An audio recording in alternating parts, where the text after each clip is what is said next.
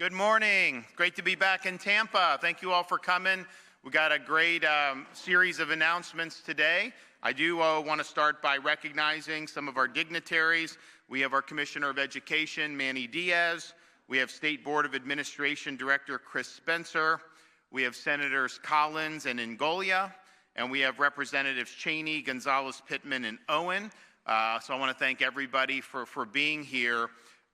We in the state of Florida take pride in how we run things.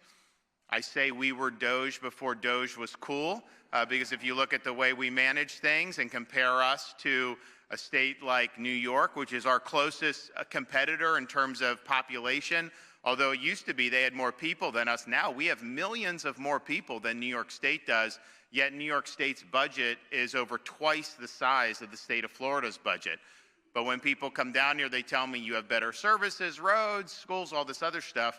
And so something is happening with that money. I know they're taxing a lot of people for it, but we do things a little bit different. And so I was just, having been in this fight for a long time, working with our agencies, working with the legislature to make sure we're standing for taxpayers, I was very pleased to see the emphasis by the Trump administration on this Department of Government Efficiency, this DOGE, with Elon Musk leading the charge. Now, Washington is a much different beast than Florida is, because this has not been attended to for really many decades. And this bureaucracy has grown to massive proportions. The money that gets done in there is basically on autopilot as Congress does things like continuing resolutions and omnibus bills, and nobody reads this stuff, and it's your money and the credit card and everything. And so it needed to be reined in. And so you have seen what they have done going in. They are pruning the workforce. I'll talk about our workforce in a minute, but much different than how DC does it. They have exposed slush funds like USAID. They've rooted out hundreds of millions of dollars in contracts and grants that were intending to promote DEI, which we eliminated in Florida in our education years ago, but it's something that has been very pervasive in our country for the last few years. They even discovered that tens of millions of dollars in FEMA funds were used by the Biden administration to put illegal aliens in nice hotels in New York City. I think a lot of people in the Tampa Bay area would have liked FEMA to be more attentive to them, except FEMA, they wouldn't go to people that had Trump flags in their home, and meanwhile they're showering all these benefits on illegals. One of the things, though, that I think that we are looking at with that, because as I said, Florida's a different beast. We've had this focus, certainly since I've been governor, to make sure that the state is lean and as efficient as possible. But one of the things that they're doing with these technology teams that kind of go in is they're leveraging things like artificial intelligence to be able to review payments, to be able to review contracts. So we have people that review these contracts. So for example, we review the contracts for DEI. If it's there, we don't allow it, or grants. But to be able to have the AI, I think that's been an added tool, and that's one of the reasons why they've been able to expose so much. So I think it's really good. I think taxpayers need to have a seat at the table in Washington, and for too long, nobody's cared about the taxpayers, much less the next generation, who's ultimately going to have to pay for all of the mismanagement that we've seen over these many, many years. Now, as I said, in Florida, we were DOGE when no one was even talking about it, before it was even cool to do. We've worked hard to make this government as efficient and as effective as possible. My first year as governor, we took a look at all the professional and licensing regulations and apparatus that have kind of grown almost like barnacles on a ship throughout Florida over these last many years and even decades. We brought in people from all around the state and say, we want to find solutions. We don't want people bogged down, and we don't want to create barriers to entry for people who potentially could make a living in one of these things. And so our licensing boards proposed a major overhaul. We were able to enact major legislation that was one of the biggest streamlining of government that we've seen in modern state history. It was called the most sweeping occupational license reform in all of Florida history because it abolished requirements or loosened them across more than 30 different boards and professions. And so that's a huge, huge transfer of power away from bureaucracy and towards people being able to be successful in our state. We've also made it a priority to prune and eliminate spending, particularly spending that isn't appropriate or is wasteful. We want to make sure that people are good stewards of your hard-earned dollars. And so just look year over year, what we're spending in this current fiscal year is billions of dollars less than what we spent in the previous fiscal year. Imagine that. You actually spend less money year over year in a government. Who's ever seen anything like that? And notice what they talk about in Congress. You'll hear them say, oh, we're going to work on a deal for $1.5 trillion in cuts. Just understand, that's Washington speak. It's not actually cutting year over year. What it is they project out 10 years. They project out massive increases in spending over 10 years. And they basically say they're going to reduce the anticipated increases in spending over a 10-year period by $1.5 trillion. They don't actually cut 1 cent from the current baseline. The baseline will keep getting higher, just not as high as the forecasts are. So they are not cutting $1.5 trillion in this current year. I think when we do things, and certainly with the legislature, they're looking, what'd you do last year? What are you going to do this year? We can't say, oh yeah, we're going to cut spending and we'll project out 10 years. Nobody does business that way. You can't operate, certainly, your family's budget that way. I mean, imagine if you wanted to go on a spending spree during Christmas and you said, well, I'll just offset it with, I'll reduce spending in the family budget, but I'm going to do it over a 10-year period, not right now while I'm actually spending the money. That wouldn't fly. Nobody would say that that's something that's okay. So to actually reduce spending year over year is a really major thing, and we were able to do that here in Florida. And keep in mind, certainly since I've been governor, we've had explosive population growth. So just doing the normal things you do, you got to do more. You got to build more schools. You got to do more roads. You have to do different things for the services to be there, of the core things that everyone thinks government should do. And we've had the biggest period of inflation because of obviously what the guys have done in Washington, the Federal Reserve, all this stuff. So we had projects, like major projects that everyone thinks are good, but then I had to go back like a year later and put tens of millions of more dollars into it because the cost went up so much. In fact, you look at the cost of some of these things, just go back 5 or 6 years, some of these projects have gone up 50%, 70%, some of them have doubled in terms of how much it costs, and that's driven by supply chain inflation, all these other things. So we've had to deal with that, big population growth and big increase, and yet we're still able to bring in the budget billions of dollars less than we did the year before. We also have, by the end of this fiscal year, we will have, so Florida became a state in the 1840s, accumulated debt all the way until basically the present time.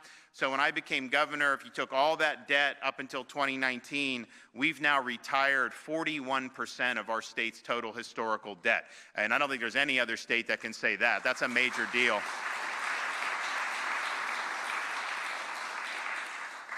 And so our debt per capita dropped from $1,457 15 years ago.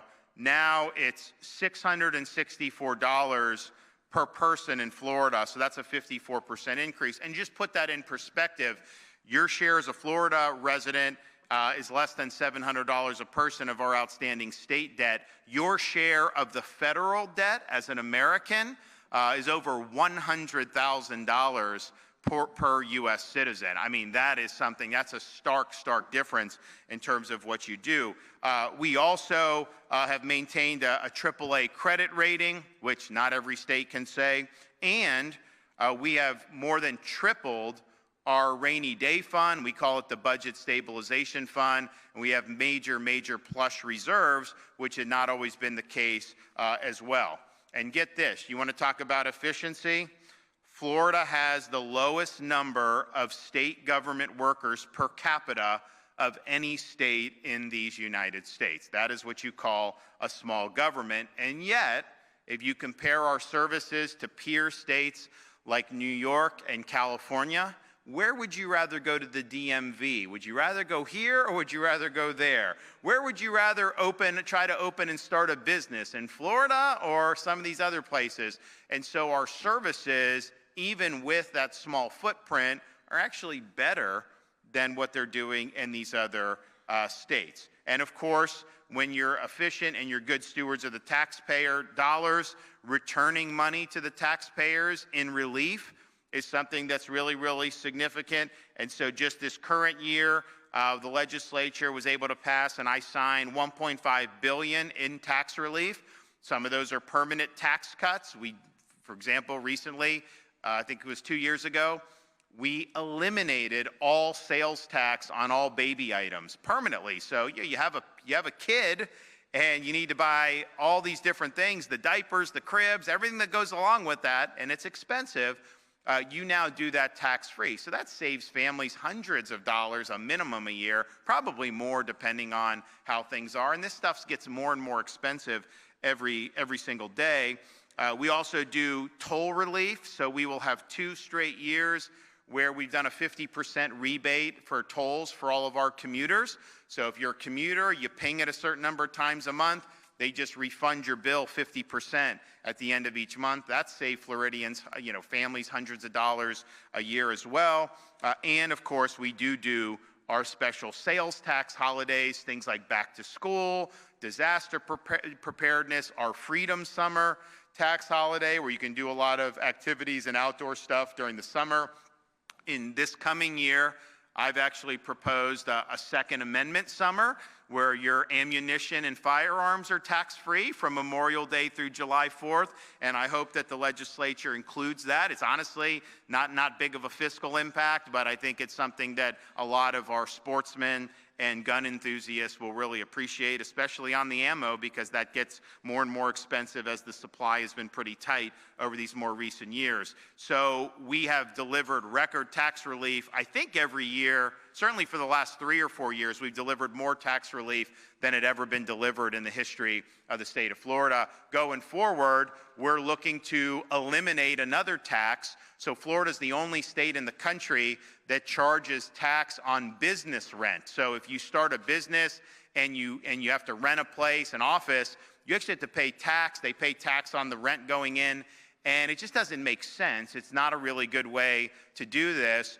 And so we've put a proposal, and we've already reduced it a lot since I've been governor, and that's been helpful, but we've put that proposal in, so over a 2-year period, we'll just simply eliminate the business rent tax entirely. And that'll be very good for a lot of folks who are trying to start businesses. It's also just an inappropriate way to tax. I mean, if we're the only state, like, look, we lead, and so we do things other states don't do. So I'm not saying we have to mimic other states by any stretch of the imagination. Heck, you look at what we've done. We're the only state that's enacted all this legislation to crack down on the illegal immigration and to help people like Tom Homan remove illegals from the state of Florida. I mean, we need to do that. And so we went above and beyond on that. No other state has done. Maybe some other states will, because I think they see people like what we did. But the reality is we don't necessarily follow suit. At the same time, there's a policy that's been in place for decades and nobody else is doing it. I then look and say, okay, no one else is doing this. We're a low-tax state. If even California doesn't tax this, if even New York doesn't, should we really be taxing it? So we said no. So we hopefully be able to get that gone. I know we've had a lot of great success with the legislature on reducing that anyways. But if we do that, and all the other tax relief proposals, including the Second Amendment summer, including the marine boating gas holiday where you wouldn't pay tax on marine fuel, and that's a huge deal for a lot of our fishermen, a lot of our boaters. Incidentally, I met with the new Secretary of Commerce, Howard Ludnick. He's a good guy, and I showed him, because Commerce oversees NOAA, which oversees the fisheries. And We obviously have a nice peninsula, sunny peninsula. If you go on this side, if you go into the Gulf, we have been delegated in the state of Florida the ability to manage our red snapper population and to make sure people can go or not go depending on what it is. Obviously, we want the population to be healthy. We're required to do that under the law.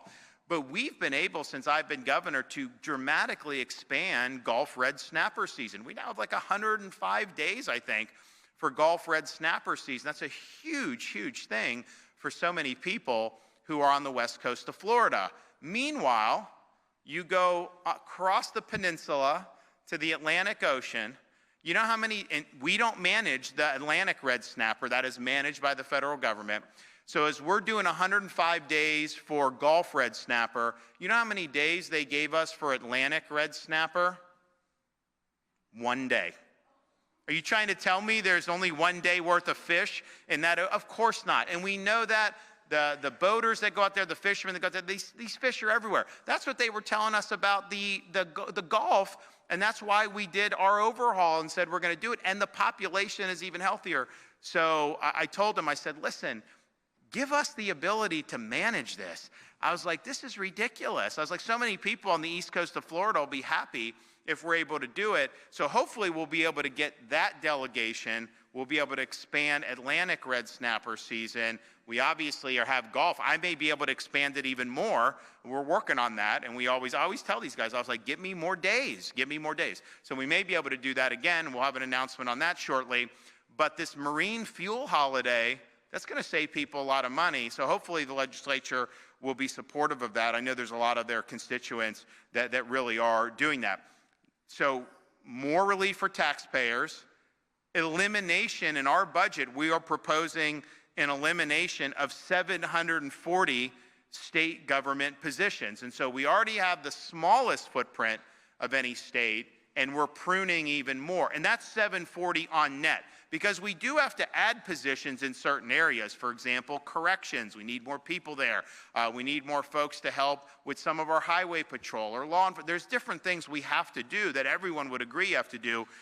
So we look at that, what's the increase, but then what's the decrease, and the net is going to be 740 fewer positions as a result of what we're doing. So we want to continue with these proposals. So this has been our frame of mind from the day I took office. I'm proud to be able to say that our state has never been in better fiscal health. When you're paying down 41% of the state's debt that it's accumulated after 180 years, 180 years, that's a huge thing. Tax relief, all this stuff, very, very good. Reducing spending, which no one else is really doing. But we always want to get better. And so we look to see what Musk is doing with the DOGE in Washington, D.C. And the one thing I think that they're doing that we need to incorporate is to utilize and leverage technology like artificial intelligence to be able to police the payments and the operations and the contracts that are done in government. You know, for example, we have people that review these contracts, and if there's DEI, they nix it and things like that. But this is some high-powered stuff, and I think would be able to provide us some good information. So, you know, we have already been doing this stuff. This will really help enhance that. So today, I'm pleased to announce that we are launching a comprehensive initiative to continue to streamline our government and to continue to eliminate unnecessary bureaucracy and to continue to ensure tax dollars are used in the most efficient way possible. We are creating a state DOGE task force that will implement a multi-pronged approach to eliminating bureaucratic bloat and modernizing our state government to best serve the people of Florida in the years ahead. This will be just similar to the federal DOGE. It's going to be a limited amount of time. It'll be a one-year term. It will sunset following the completion of the mission. Now, we've already been looking at things that we can do leading into this upcoming legislative session, and we've already earmarked over 70 state boards and commission for abolishment and to sunset them. This will restore power and accountability to Floridians. I mean, I get all these boards, and we have gotten rid of some, and then we get appointments to all this different stuff, And I'm like, well, why can't we just do that through the agency? Do we even need this? And so we've asked these questions over the last really couple years to tee up this major reform. So we will be proposing over 70 state boards and commission to sunset and to get them off the books. Again, I don't know that there's that many other states that are doing it. Actually, Iowa, Governor Reynolds, I know she sunsetted a lot of agencies, and that seems to have worked very well. There may be a couple examples around the country, but by and large, that's not happening.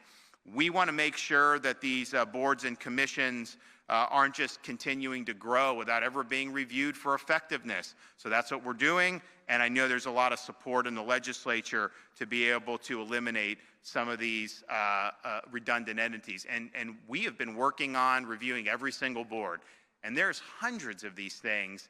A lot of people have never heard of any of these things, but they're there, and we've examined the budgets, we've examined appointments, vacancies, the mission, trying to assess whether the mission's still relevant, whether it overlaps with other boards or authorities, or whether it has become obsolete over time. And there are some that actually serve their purpose.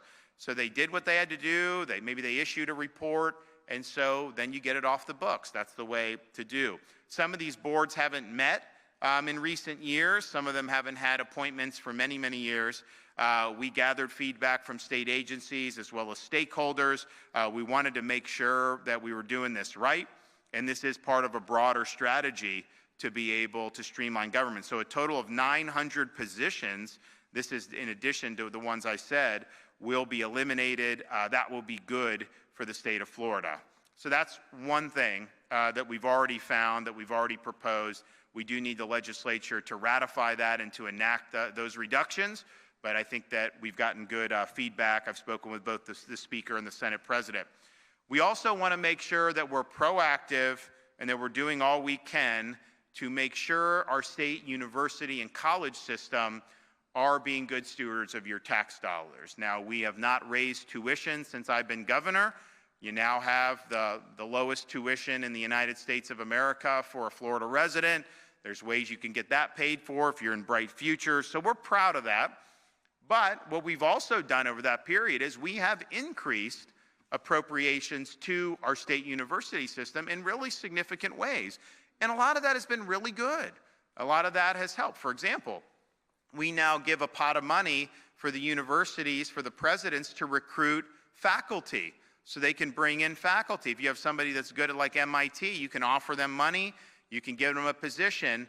We don't let the current faculty blackball anyone because they don't toe the ideological line. We want people that are going to bring different perspectives, particularly with how stale academia has gotten with just the intellectual vapidity that you've seen, where they're basically parroting similar ideology. That's not good for universities. So we've worked really hard to create different perspectives, and I think it's been good. But that's money well spent if you're bringing in really high-quality professors to be able to do this stuff. So we're proud of that. And there's so many other things that we've been able to do, but we also need to make sure that the money is being spent as wisely as possible. So yes, we do have the lowest undergraduate tuition and fees of any state in the country. It's about $6,300. Most universities that are public are about $12,000 is the average, so we're almost half of what the average is. And there's some in these universities that are over $20,000 even for in-state. Certainly, I know there's a bunch that are like $18,000 for in-state, and some of these are good schools, but still, that's a lot different. If you have $6,300, you don't need to take out one red cent in loan. You really don't. Between what the parents, even parents are very low income and can't afford a lot, you can work part-time jobs. There's things that you can do to be able to get through there, so you can graduate with either no debt or at the worst, very minimal debt. You get $18,000 tuition, room, board, all that stuff. You're not going to probably be able to make enough in a part-time job to be able to pay that, so you likely will take on debt, and that's even at some of these state universities, but not in Florida. We have some of the highest ranked public universities in the country. We have 4 ranked in the top 50, University of Florida, Florida State, South Florida, and Florida International University. Of course, Florida International now has a new president. Our former Lieutenant Governor, Jeanette Nunez, got installed there last week. There was some protests from left-wing student and faculty, And people said, oh man, did you see the protest? I was like, good. I was like, if they're not protesting her, then I must have done something wrong. So that's like a confirmation that she was the right choice to be able to do that. So we're happy with all that, and we want to make sure that this has value. We have a lot of money earmarked in our budget for higher ed. The legislature has been very supportive of our state university and college system, and I know they're very thankful of that, but we also want to make sure that this is going well. So I'm announcing as part of this initiative, universities in Florida will be subjected to an independent review and audit to study efficiency and effectiveness of their operations in financing. This is the DOGEing of our state university system. And I think it's going to be good for taxpayers, and it's ultimately going to be good for students as well. We will conduct a deep dive of all facets of university operations and spending, including debt and financial management practices, and make recommendations to the Board of Governors to consider and implement pathways to eliminate any unnecessary spending. Now, this will include examining courses, programming, and staff at the institution to ensure that Florida students are receiving an education that will best equip them to gain meaningful employment after graduation. There are certain subjects that, look, if you want to do some of this, go to Cal Berkeley, go to some of these other places. We don't really want to be doing some of this stuff in Florida. We want to do the core important subjects, not only with a goal towards employment, because there's classical liberal arts subjects that are really important, can help you become a better thinker and ultimately see the world in better ways. So there's a whole host of things. It's not like it's rigid, but some of the ideological studies stuff, we just want to prune that and get that out, and we want to make sure that these universities are really serving the classical mission of what a university should be. And that's not to impose ideology, it's really to teach students how to think and to prepare them to be citizens of our republic. Now, examining the institution's administration, which we will do, will help ensure that no excess or bloat of personnel is there that doesn't have a meaningful impact on students. We also want to make sure we were the first state in the country to eliminate DEI in higher education. You're now seeing a lot of that being done at the federal level here in 2025, but we did this a couple years ago. The problem is I think what you see in some bureaucracies is they say, oh, we can't do DEI, so they just rename it and continue to do it just kind of under a different banner. And we are going to be looking to see whether that's going on, because obviously the university top is not going to be able to get away with doing it. We know that. But you have so many programs that are embedded, and we want to be able to see. We want to be able to unleash the audit on that. And then if there is, then we need to sunset that. You can't simply say you're following our law to eliminate DEI by just simply recharacterizing it using different terms. You're still violating the law, and if we find that, we will absolutely hold accountable. So we look really forward to this. I think it's very, very important that we do. We may need to work with the legislature to tweak some statutes to make sure that this goes as strongly as possible, but this is something that I know our taxpayers will appreciate very much. Now, state agencies. I am ordering that all state agencies, and we always audit, we're always constantly doing this, but we are going to add these IT and technological tools that the federal DOGE is using. So we're going to use artificial intelligence. We're going to have people that have strong IT going in there and looking from that vantage point, because it's just a different vantage point than how you do normally. And I think that's going to be a great supplement to our efforts. So for example, we stop any contract that is DEI, but AI, maybe they know ways around. People use different language. AI picks up on that, flags it for us, and then we can put the kibosh on it. So I'm really looking forward to amplifying our current efforts with the use of artificial intelligence. Now, local governments. It's interesting. I don't know that there's very many local governments in Florida that have reduced their budgets like we have at the state level. Maybe there are. You can tell me. I don't think in this area there's been very many that have done that. So the question is I think a lot of these local budgets have ballooned in recent years. I think there's been a lot of spending, I don't know that the taxpayers have always had a seat at the table. I don't know that the visibility on how money's been spent has been very good, but we're going to find out. State of Florida, we have focused on lowering the budget, paying off debt, as well as by delivering tax relief. We know many local governments have done the opposite. They've opted to increase their own budgets and even subject their citizens to higher taxes, such as higher property taxes, to pay for these spending habits. And you know, these property taxes, it's like you buy a home, you buy land, you know, maybe you buy the home outright, but maybe you pay off a mortgage over 30 years. And then, okay, you've paid off the mortgage, you bought the land, you've been taxed many times. It's like, is it your property or not? Just for being on your property, you got to write a check to the government every year. So you're basically paying rent to the government to live on your own property. And our homestead exemption is not strong enough to help these folks because the property gets assessed so high. And that's the thing. If you buy a home for $300,000 and you know there's certain tax, well then what? 10 years later, they say it's worth $700,000, and so, and they say, you know, there's homestead stuff that helps protect you to a certain extent, but you're paying more, and a lot of people can't afford that. So I think that that's a big issue, and I know we're going to be really looking at ways to bring people relief from that, because I think it's been really something that's pinching a lot of homeowners, particularly seniors on fixed income. But the reality is people have seen, and this is not the state, we don't control this, you know, we've not allowed any of that stuff to happen. We've been cutting taxes, but people have seen their property tax liability go up over these last years because the property is being assessed higher and higher. And the reality is you don't really know how much your home is worth until someone offers you money and is willing to pull the trigger on a sale. That's how a market works. You can say it's worth this much, but if no one's willing to come and offer you that much, then why should you pay taxes on that amount? And so there's a lot of things that need to be done with that. But as part of our DOGE initiative, our state task force will look into local government expenditures by utilizing publicly available county and municipal spending records so that we're able to provide this information in a digestible way for the taxpayers throughout the state of Florida. I am also going to request, and I've spoken with the leaders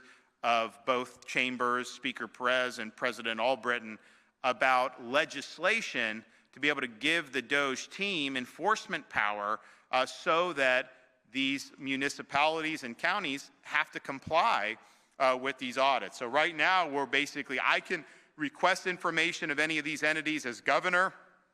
That can be a back and forth.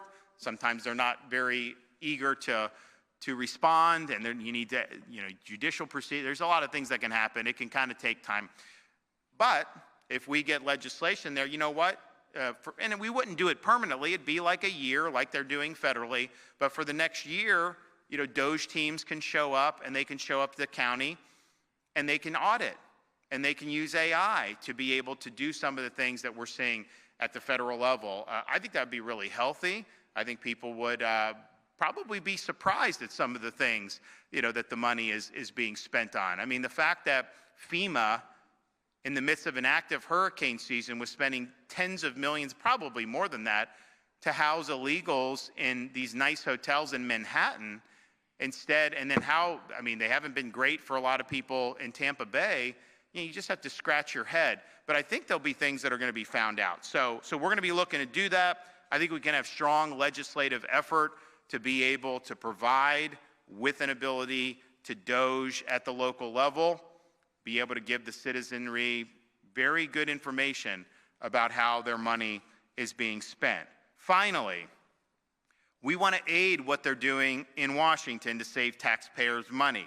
So we want to help claw back some of the ideological spending under the Biden administration. Under my leadership, state of Florida has actually rejected billions of dollars in federal funding because they had ideological strings attached. They wanted us to change our behavior, so you accept the money from them and then you give them power over how the state conducts operations. That I refuse to do. I am not going to let them come in and contort our operations just so we can get some crumbs from some of these massive federal spending programs. And the reality is is, you know, a lot of that stuff really shouldn't have been enacted to begin with. I mean, that's just the reality. So this included, we were the only state in the country to reject money from the Biden infrastructure initiative. We turned down $320 million because if you accepted that money, it would have forced us to track the tailpipe emissions of personal vehicles and implement other Green New Deal style policies to limit carbon emissions from our vehicles. I don't want to be policing your tailpipe. I think it's ridiculous. I have a budget surplus. We don't need the $320 million. That $320 million is not even close. I mean, the behavior they want us to do, I mean, that is nothing. That's peanuts to expect us to do that. So we didn't do that, and we were the only state in the country to reject the money coming from Biden. But here's the thing. We rejected it. We said, we're not playing your game. We're not doing it. We want to give the money back. We use it to reduce the debt, use it to reduce the deficit. But despite that, the Federal Highway Safety Administration could not find a way to accept the repayment because there's no mechanism in place to allow a return of funds. How ridiculous is that, that they can't even accept money that we don't want to spend?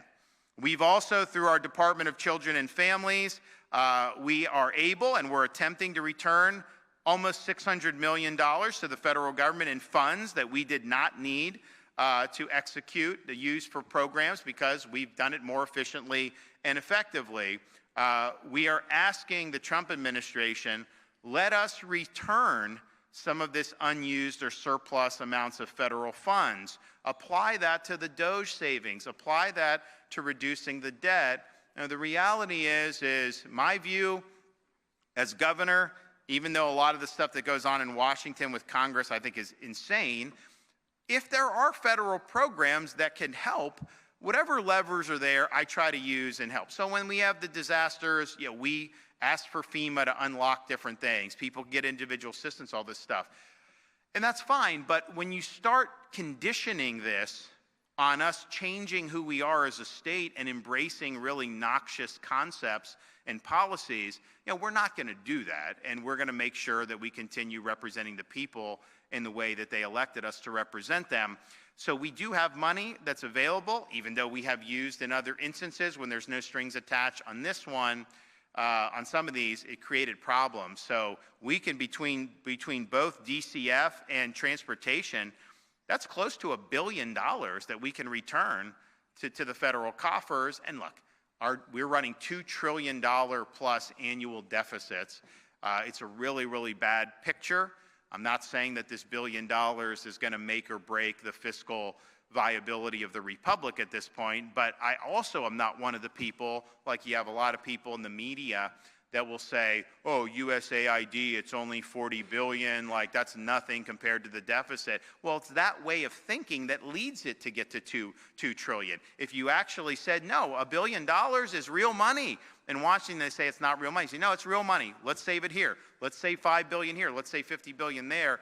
Eventually you create a culture, and that's what we've done in Florida. I mean, we've really worked hard to make sure we have strong finances and strong operations of the government. So I'm excited about this effort to take some of what we've seen in Washington that they're doing with Elon Musk and apply it to Florida, both our local governments, our universities, and then particularly looking at how we have been auditing ourselves and doing this over many number of years. And of course, that's how we got the 70 boards to eliminate, but applying some of the technology and artificial intelligence. I think it's going to help us do even better going forward. So I want to thanks to everybody who's been involved in helping with this. I do think this is something that can be very meaningful, and we'll continue leading the way. And the bottom line is, you see what they need to do in Washington to try to right the ship. If they just make America operate like Florida, we will be in a much better situation. Okay, Chris Spencer, come on.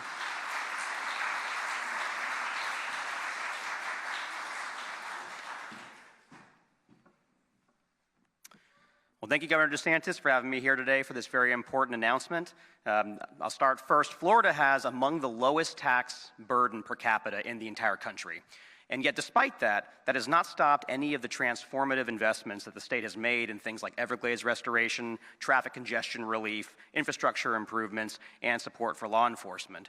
And Florida has a proven track record of always doing more with less. And the governor's already made the comparison to the state of Florida versus the state of New York. But to drill that down a little bit further, the city of New York City's budget is roughly equivalent to the current year budget for the state of Florida. And obviously, as the governor said, there's a lot more people in the state of Florida than in the state of New York, and a lot more people than in the state or in the city of New York as well. This strong track record of fiscally conservative fiscal management has proven very successful for the state of Florida.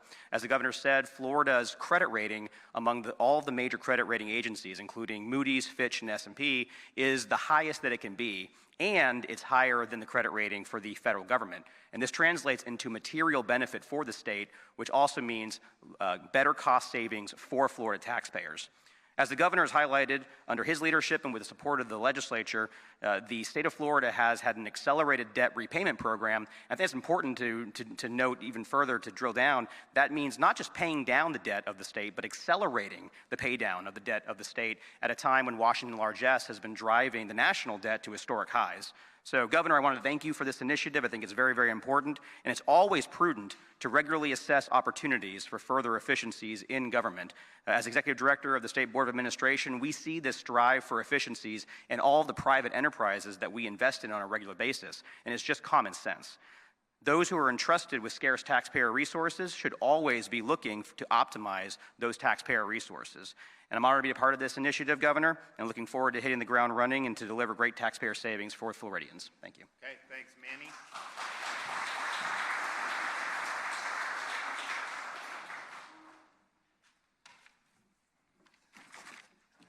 Good morning, and thank you, Governor, for having me here today.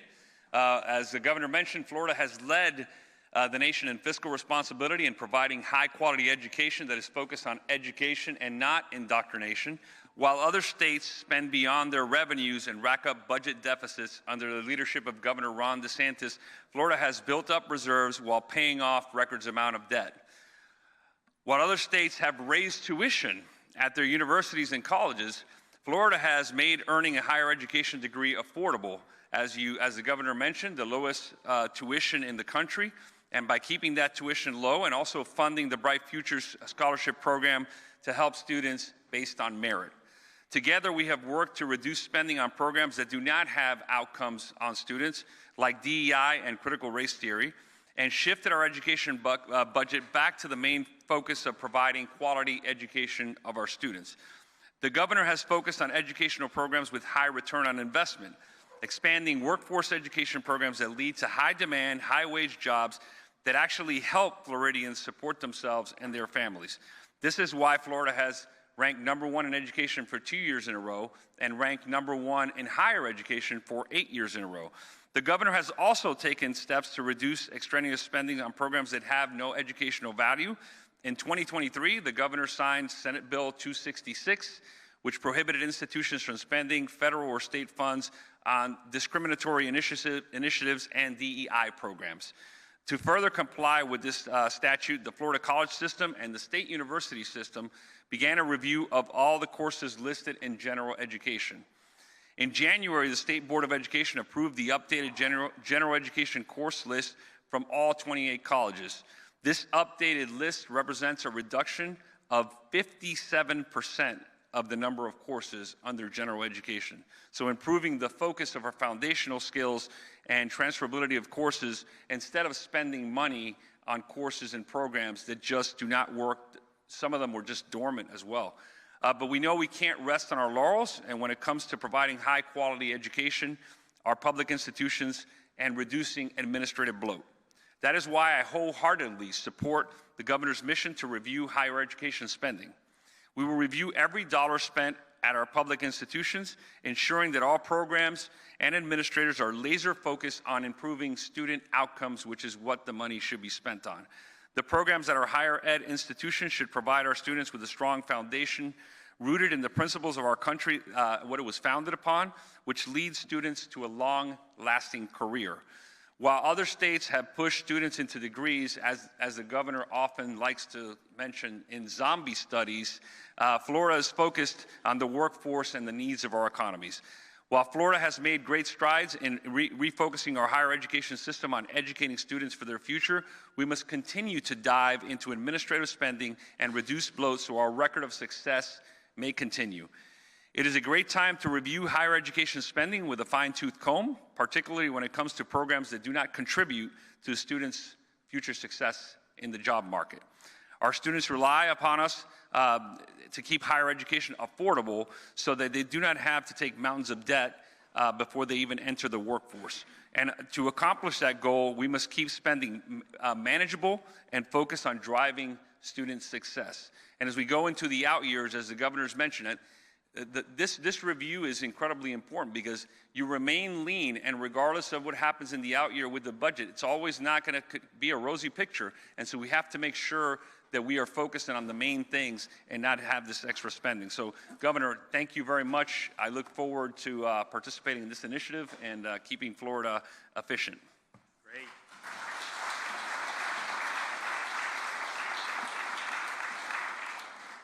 And look, we don't really need to be, I mean, we've already have a record where we can say we're the best in the country and all this, and you could rest on your laurels, but that's just not the way we roll. We want to figure out how we can do it even better. I look forward to leveraging some of the technology. I look forward to looking what's going on with the universities nationwide, if you go back, and it really tracks almost perfectly for when you had the gusher of student loans. You know, it used to be like a loan was something that was a little rarer, wasn't something, then it just kind of became like, and people are like, the students are told, oh, don't get a job, don't do anything, just take out more loan money, and that's not worked out well, but it's interesting, as more money was available for universities nationwide in the form of these loans, has it improved the actual education? I don't think so. What has changed? No question, you've seen an explosion in administrative staff since that money has gone into the universities. You go back decades, it's shot up dramatically, and that's not what we're looking to do, and we're going to see kind of where Florida ranks in all that stuff. But it's important. I don't anticipate us, even though we've been doing this, even though we're going to try to find other more innovative ways to supplement the efforts, I don't think you're going to see in Florida the stuff that you've seen in Washington. I mean, in Washington, you'll have massive buildings in D.C. that nobody's been to in 4 years. People just, they quote, work from home, but what ends up happening is you got some of these folks that are basically in the bureaucracy in D.C., they're told you don't have to show up to the office, so then they go buy a home in like Tennessee, which is cheaper to live than Washington, but they still get cost of living for being in Washington. So they're getting that cost of living and pocketing it, not having to show up to the office. And look, I just don't think that works. I don't know how you can sustain that, but that's basically been the rule up there for the last 4 years. Even at we were at the White House on Friday, Saturday, and they have there's a building right next to the White House called the Old Executive Office Building, Eisenhower Executive Office, I think they call it now. And so, you do meetings there. So, I had some meetings in the White, but then I had some there. And people were telling me that before January 20th, no one had really even been in there for the last 4 years. It was like a ghost town. Like, this is like a key part for like the administration, the White House staff to utilize, and they just weren't doing it. So it was all just, hey, just, stay at home in your pajamas. And, I'm somebody that the default for me is, you got to show up to work, right? There may be times where work from home can make sense. I'm not saying you can never do it. But I think what's happened in our federal government is they created under Biden almost an entitlement to not show up to work. So that if you're told to go into the office, that's like a big imposition. And there's some people that have already moved far away from Washington, D.C., and they're told to work, and now it's going to be a little bit more difficult for them to show up because of some of the choices they made. So some of the stuff that we've seen in these practices, I think have been really, really bad.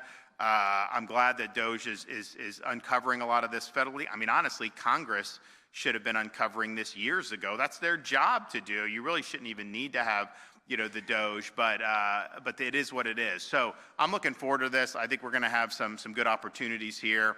And I'm also excited to be down here. We've got spring training is starting. I know Steinbrenner Field's gotten improved. That looks great. We're going to see how it does over the course of the regular season when the Rays are playing there. And imagine that there'll probably be a lot of interest in going to those games, since you don't have to now cross the bridge over to Pinellas if you're here in Hillsborough. So they'll probably do pretty well in terms of the attendance. But it's a good time of year to be in Florida. We've got spring training kicking up. We've got the golf tournaments. We've got 4 weeks of golf tournaments, including Copperhead here in the Tampa Bay area. And it's just, we had the Daytona 500 a couple weeks ago. So it's a good time. Seems like everybody, they say Canadians aren't going to come because of the tension with the U.S. I'm not seeing any downtick in that. I'm seeing massive numbers of people here. I mean, it's hard. We're accelerating so many infrastructure projects. We're going to have some more announcements on that this week. It's hard to keep up with the flow and the traffic and everything that's coming down. So enjoy these, particularly these next couple months. I think are a great time to be down here in Florida. Okay, do we have any questions? Yes. Trump endorsed Byron Donalds in the 2026 governor's race. Do you also plan to endorse the congressman? And if not, who are you looking at and why? My view is Donald Trump just got into office. I want these congressmen focused on enacting his agenda. They haven't done very much yet. They're not putting his executive orders into place. We'll see what they do on the spending. But we have such a narrow majority that to be trying to campaign other places and missing these votes, I think is not something that's advisable at all. And so the reality is we've achieved victories in Florida. We need to start achieving those victories up there. So I think people look at it and say, you got a guy like Byron. He just hasn't been a part of any of the victories that we've had here over the left over these last years. He's just not been a part of it. He's been in other states campaigning, doing that, and that's fine. But okay, well then deliver results up there. That's what I want to see. I want to see them delivering results for the people of Florida. We deliver it here all the time for the people of Florida, and that's what we need to be doing. And so, I've said I'm going to be, raising money. We're going to be looking to have somebody that's going to be able to continue and build off the success that we've had here in Florida. I think a lot of people think somehow the battle's been won and you don't have to worry about it. We could revert very quickly. That could happen, 100%. And so it really needs to be, okay, are you going to be somebody that's going to fight for people, especially when it's not easy? Have you been willing to get in and get involved in these big battles that we've had and have won over these many years? And if you're not willing to do that, then I think we are going to see this state revert. So I would not take anything for granted. I know people have been we've had hundreds of thousands of people move here specifically because of the policies that we have. And I think that that's something that you should not take for granted. This is not necessarily something that just goes on autopilot.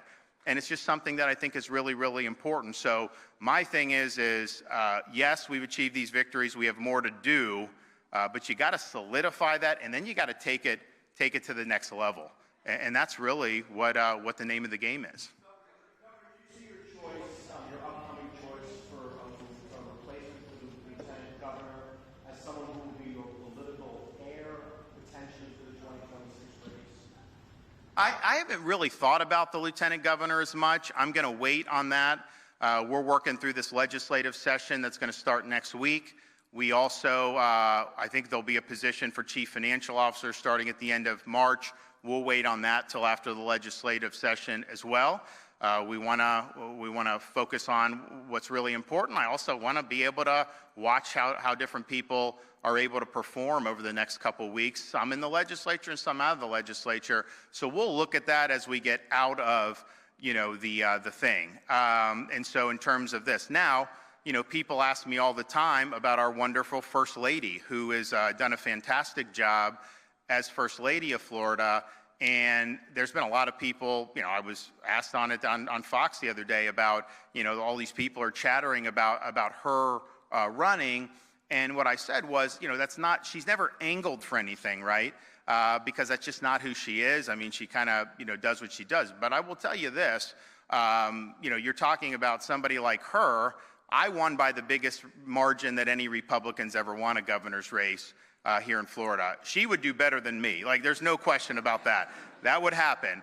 And she's somebody that has, I think, the intestinal fortitude and the dedication to conservative principles that anything we've accomplished, she'd be able to take to the next level. And I remember back in the day, this is years ago now, probably my first or second year as governor, we were down in Palm Beach and we were at a dinner and we were sitting next to Rush Limbaugh, who's a good friend of mine and is a good supporter. And the First Lady's just holding court with Rush about conservatism and all this other stuff. And you can see, like, Rush, his eyes are lighting up because, Rush would always say the spouses are more liberal and it pulls the office holder to the left. And on this case, he's saying, like, that is not true. And so at the end of the dinner, he's like, put his finger in my chest. He's like, the only person I would rather have as my governor than you is her. And he pointed to her. And I was like, that's a pretty good endorsement there. Anyone else? Property taxes. There's a proposal in the Senate to look at potentially eliminating them outright. I know you expressed some enthusiasm for that. There were a long way for that actually happening. I feel for the voters. But what would you say to local city council members and county commissioners who expressed some concern about that in terms of what they're doing with funding for public safety and education? Well, I'd say a couple things. Just one, how do we perceive of the proper role of government? And do you think it's fine that you buy property, you buy a home, you own it outright, free and clear, and yet you have to continue to pony up money to the government just for the courtesy of using your own property?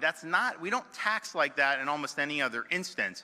If you want to go buy a car, they can tax you on the sale. There's other ways. You buy a house, they do a documentary stamp tax as part of that. And so it's really an anomaly. So you could have someone that's done everything right, maybe a senior citizen on fixed income.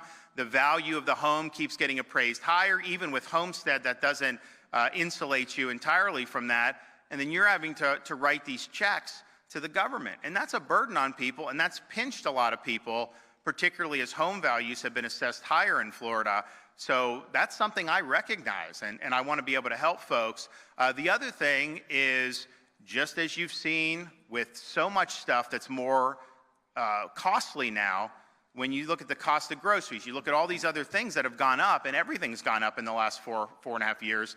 The taxes are one thing that we can control through a referendum on the ballot, through basically government action. And yeah, you're right, the legislature couldn't do it. You'd have to put on the ballot all this stuff to be able to give people relief. But we can control that. There's nothing we can do in Florida to directly just cut the price of eggs by 50%. If I could, I would.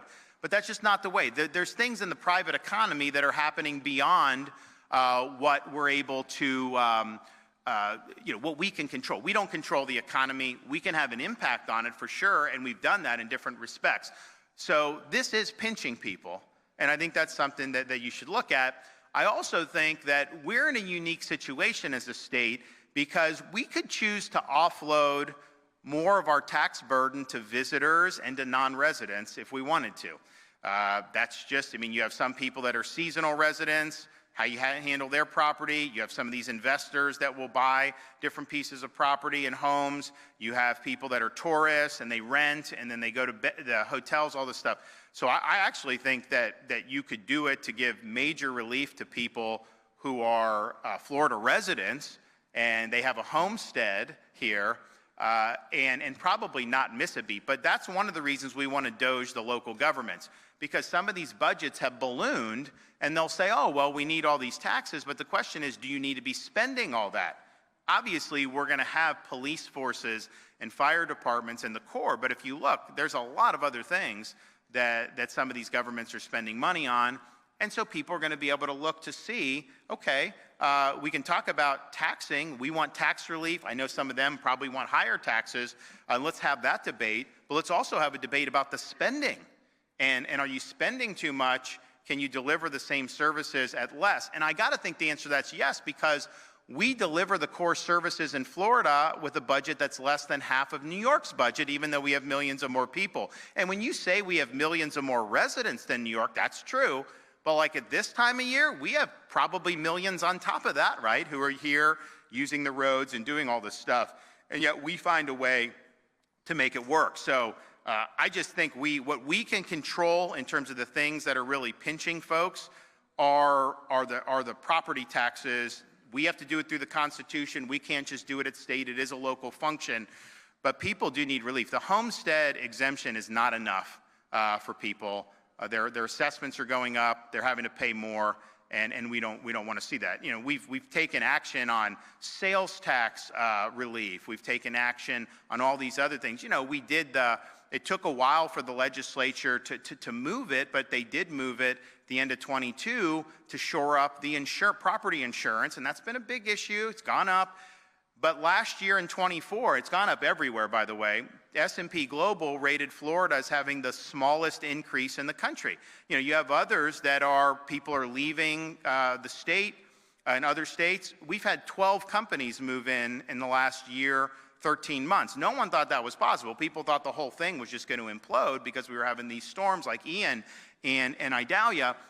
But even with doing that, and people have said the market's stronger, the reinsurance was down last year, all this stuff, we don't control those. I can't just say, yeah, let's pass a law, reduce it by 50%.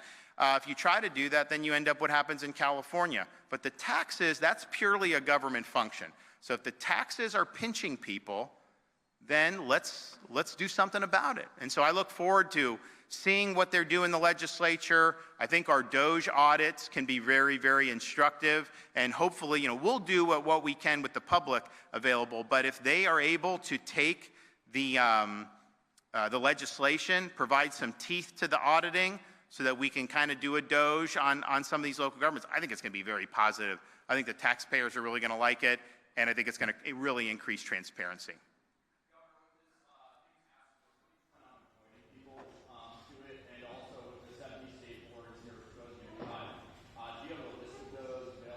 So we'll be producing that list shortly. We're working with the legislature on that. I think by and large they're in agreement of, I think, almost all of them. I want to make sure that everything is good. So that'll be coming for sure. And yes, stay tuned for us putting some folks together. You will see, I know Chris Spencer will be involved. Ben Watkins, our bond finance, will be involved. And these are guys that have a lot of wherewithal. They will be leveraging the IT and the tech that I think can really help us take these initiatives to the next level. Okay, thank you. God bless.